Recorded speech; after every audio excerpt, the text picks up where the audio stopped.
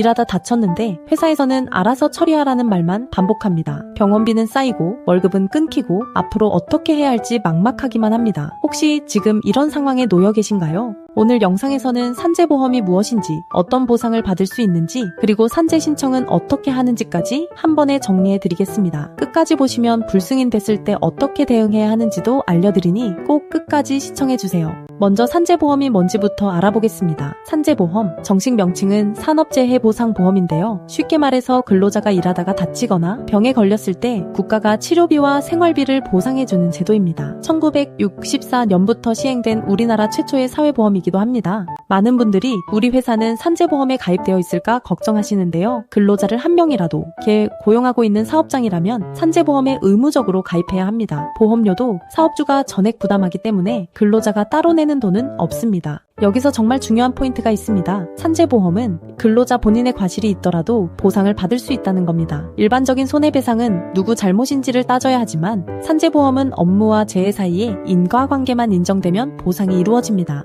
이 점이 일반 보험과 가장 크게 다른 부분이에요. 그러면 어떤 경우에 산재로 인정될까요? 크게 세 가지로 나뉩니다. 첫 번째, 업무상 사고입니다. 작업 중에 기계에 손이 끼이거나 높은 곳에서 떨어지거나 무거운 물건을 나르다 허리를 다치는 경우가 여기에 해당합니다. 두 번째, 업무상 질병입니다. 오랫동안 유해 물질에 노출되어 생긴 직업병, 과로나 스트레스로 인한 뇌의 심혈관 질환, 근골격계 질환 등이 이에 해당합니다. 세 번째, 출퇴근 재해입니다. 2018년부터는 통상적인 경로와 방법으로 출퇴근하다 발생한 사고도 산재로 인정됩니다. 출퇴근 중 교통사고를 당한 경우가 대표적이죠. 다만 근로자가 고의로 자해를 하거나 범죄 행위로 인해 다친 경우는 산재보험 보상 대상에서 제외됩니다. 자, 그럼 산재로 인정되면 어떤 보상을 받을 수 있을까요? 산업재해보상보험법에 따르면 총 8가지 종류의 보험급여가 있습니다. 하나씩 살펴보겠습니다. 첫째, 요양급여입니다. 업무상 재해로 나흘 이상 치료가 필요한 경우 치료비 전액을 지급받습니다. 수술비, 입원비, 약제비가 모두 포함됩니다. 둘째, 휴업급여입니다. 치료를 받느라 일을 못하는 기간 동안 평균 임금의 70%를 지급받습니다. 치료기간 중 생계를 유지할 수 있도록 돕는 아주 핵심적인 급여입니다. 많은 분들이 요양급여만 신청하고 휴업급여를 놓치시는데 반드시 함께 청구하셔야 합니다. 셋째, 장애급여입니다. 치료가 끝난 후에도 신체에 장애가 남았을 때 지급됩니다. 장애 정도에 따라 1급부터 14급까지 등급이 나뉘고 등급에 따라 연금 또는 일시금으로 받을 수 있습니다. 넷째, 간병급여입니다. 요양이 끝난 뒤에도 일상생활에서 간병이 필요한 경우 지급됩니다.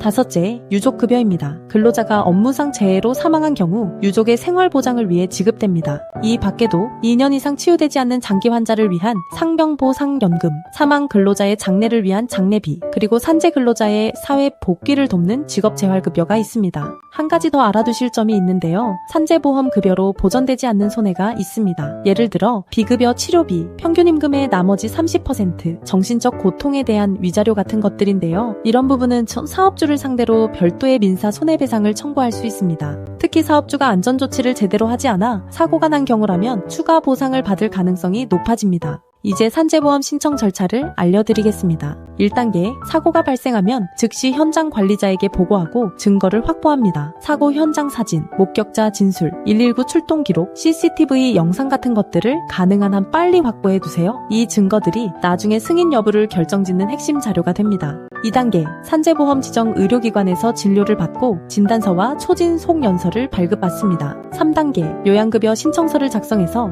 근로복지공단에 제출합니다. 재해 발생 경위를 육하원칙에 따라 구체적으로 적어야 합니다. 온라인으로도 신청할 수 있습니다. 여기서 꼭 기억하셔야 할 것이 있습니다. 산재 신청은 회사가 해주는 게 아닙니다. 재해를 입은 근로자 본인이 근로복지공단에 직접 하는 겁니다. 회사가 산재 처리를 거부하더라도 근로자는 독립적으로 신청할 수 있습니다. 이 부분 정말 중요하니 꼭 기억해주세요. 신청서가 접수되면 근로복지공단에서 담당 조사관을 배정하여 재해조사를 진행하고 조사 결과에 따라 승인 또는 불승인 처분이 내려집니다. 그런데 만약 불승인을 받으면 어떻게 해야 할까요? 여기서 포기하시면 안 됩니다. 불승인 처분을 받더라도 다시 도전할 수 있는 방법이 있습니다. 먼저 심사 청구가 있습니다. 처분을 통보받은 날로부터 90일 이내에 근로복지공단 심사위원회에 심사를 청구할 수 있습니다. 다음으로 재심사 청구가 있습니다. 심사 결과에도 이의가 있다면 고용노동부 재심사위원회에 다시 청구할 수 있습니다. 마지막으로 행정소송을 제기할 수 있습니다. 법원에서는 서류 심사뿐 아니라 증인신문, 신체감정, 의료기관에 대한 사실조회까지 훨씬 꼼꼼한 심사를 진행합니다. 실제로 근로복지공단의 불승인 처분이 법원에서 취소되는 비율이 30에서 40%에 달한다는 분석도 있습니다. 불승인 받았다고 끝이 아니라는 거죠.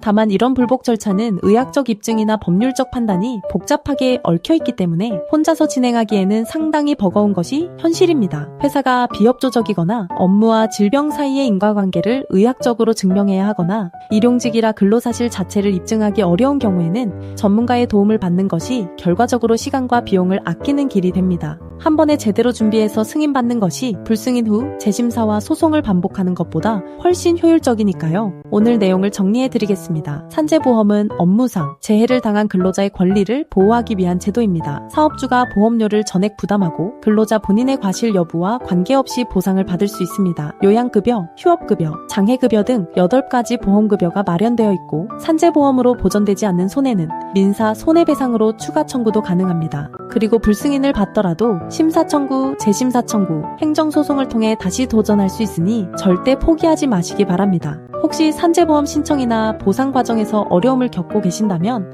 내 상황에 산재가 적용되는지, 어떤 보상을 받을 수 있는지 전문가에게 직접 물어보시는 것이 가장 빠른 방법입니다. 법도 노동산재소송센터에서는 산재 신청부터 불승인 대응, 손해배상 청구까지 1:1 맞춤 상담을 제공하고 있습니다. 영상 설명란에 무료 상담 신청 링크와 전화번호를 남겨두었으니 필요하신 분은 편하게 연락해 보시기 바랍니다. 오늘 영상이 도움이 되셨다면 좋아요와 구독 부탁드리고요. 산재보험에 대해 더 궁금한 점이 있으시면 댓글로 남겨주세요. 그럼 다음 영상에서 뵙겠습니다.